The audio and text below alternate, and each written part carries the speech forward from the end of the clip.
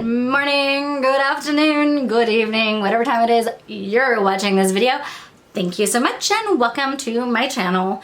My name is Ems and I am here on YouTube from time to time doing makeup tutorials, makeup reviews, and beauty products in general for you all for entertainment purposes, learning purposes sometimes.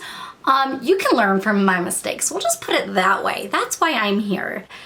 I will do it all and you guys can then go take what you will from it and do what you will with it. All right, so anyhow, I really shouldn't make this long intro considering I have an issue with making my videos way too long. About a month ago, I picked up my first ever Pat McGrath shadow palette. Against everything I've ever stood for, I went for it. And I liked it.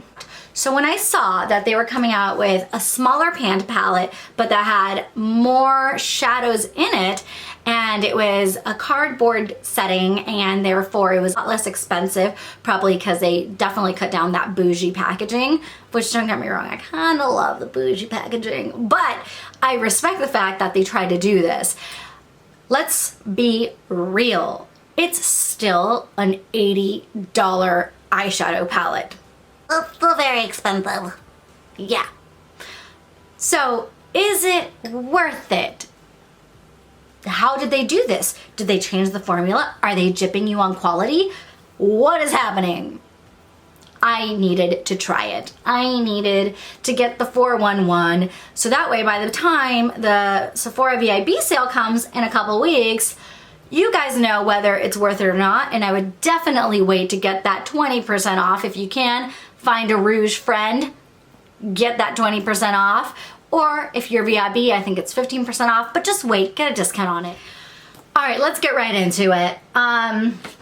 Clearly, I have already put this on my face, but this is a beautiful little pink box. I'm not gonna lie, I love the packaging. So I love it, I think it's beautiful. That's that. So it is cardboard. So obviously this is gonna get dirty quick because cardboard palettes get dirty quick. Pro, it's lightweight, therefore it's easier to travel with, and you get a nice big mirror. That's exciting. Here's the palette. At first swatch, I didn't like it. I got it yesterday. I was very excited. We were heading out to dinner when I realized it was sitting at my front door. So I opened it up in the car, and of course I immediately was like, getting it all over my hands, getting it all over my arms. You guys know I hate swatches. I'm not doing them for this palette. I'm just not. I believe swatches mean nothing. Nothing. Nothing. Zero. Zip. Nada. They don't tell you anything. They don't tell you anything. They don't. They're useless. Take it as you will.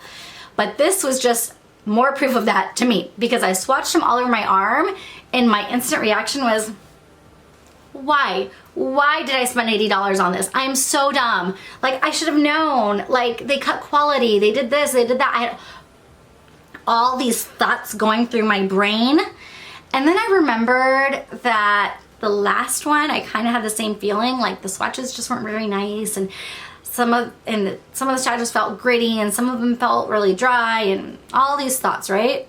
So then I decided to hit the pause and I'm like, let me just do a first impression tomorrow, work on an eye look and see what happens. Because of this disappointment, honestly, I was just feeling very uninspired. I was. It's an $80 palette. That's still expensive. Like, I want these things to be freaking magic.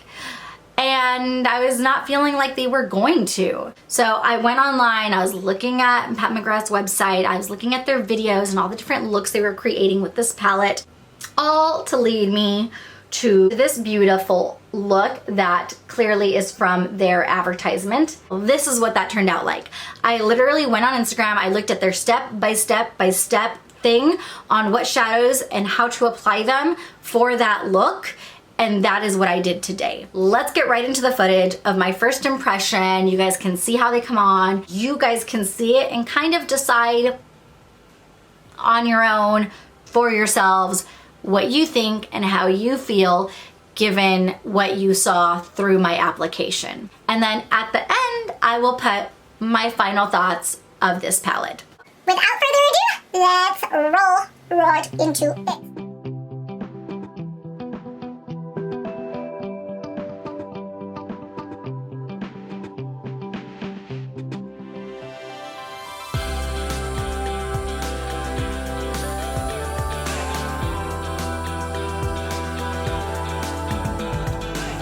Alright. So this, wow, this surprised me, but in a good way. This color is so pigmented. So I believe this is Venomous Void. It is so purple. It's really, really pretty. It's a very true purple, and the formula on it is very different than the other mattes in the other palette in the Ship Bronze.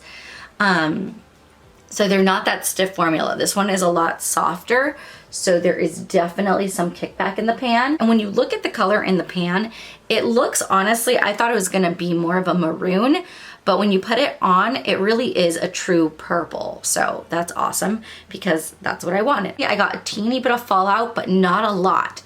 So far, consistency of just a very interesting and good formula on shadows is really right there. It's definitely a different formula than her other mattes, but I still like it. They're softer, they are extremely pigmented right off the get-go, but they don't create a tremendous amount of fallout. Okay, let me go ahead and move right along. All right, so the second color I'm putting down, according to the look I want to do, should be Smoky Amethyst. Is a true sparkly purple. Again, these are definitely softer. You can tell by the kickback.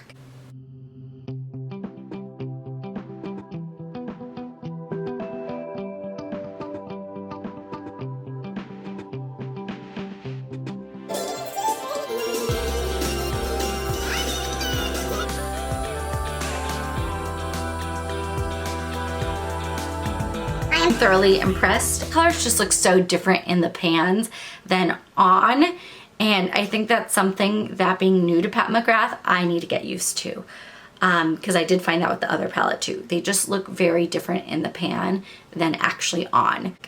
They are really, really pretty. They went on fantastically. Let me finish this up. I'll be right back with a final review. So this is the final look that I created with the newest Pat McGrath palette. Hopefully you guys were able to see the details of what I was doing and how it was coming on.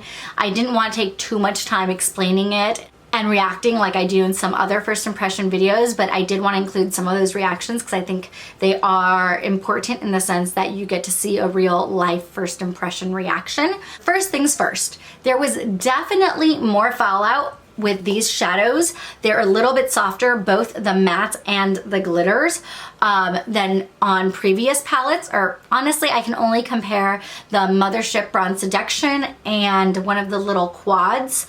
I'll put the name of the quad here. So those are the only two other Pat McGrath palettes I have. So that's my comparison basis. Honestly, they are smooth, they are buttery, they are softer than the other ones, but they have so much pigment. I mean, they are extremely pigmented. So, which is good. I think it's pretty real to the pictures they have online. Obviously, their makeup artists are probably significantly more skilled than I am, but to the best of my ability, I recreated that look, and yes, for sure. It's not like what you see in pictures is not what you can get at home. If you are as talented as they are with placement and blending and all of that, then absolutely you can create what they created pretty dang easily at home. So it's replicable. I was afraid that I was going to be disappointed by this palette, as previously mentioned, but I'm not. I like it. $80?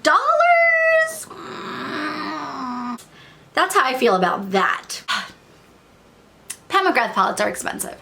They are beautiful shadows. They work lovely. The pigment is fantastic. I have learned most recently with doing my foundation series where I try the foundations for 3, in some cases 5, 6, 7 days, but I only really put 3 of them on film and give you guys my full review. If you have dry skin, you're wondering on foundations, I highly recommend those videos for you. They were made with you in mind, so I can test foundations and you don't have to. But what I've learned from doing that series is sometimes you fall in love with something and it's kind of pricier, and then you realize that something that's like a quarter of the price you kind of love just as much, and it kind of functions just as well.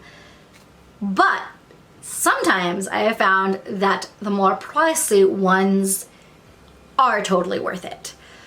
So I guess what I'm saying is, I think until I truly do like a side-by-side where like I use this and then I use another palette that has a similar color scheme to it and compare them like on a days where I can wear them all day together side by side, like until you actually do a test like that, putting them on, comparing right as you're applying, because you're doing it, you know, at the same time, and then wearing them for just as long as each other. I think until you do a test like that, I would hold back in saying it's worth the money.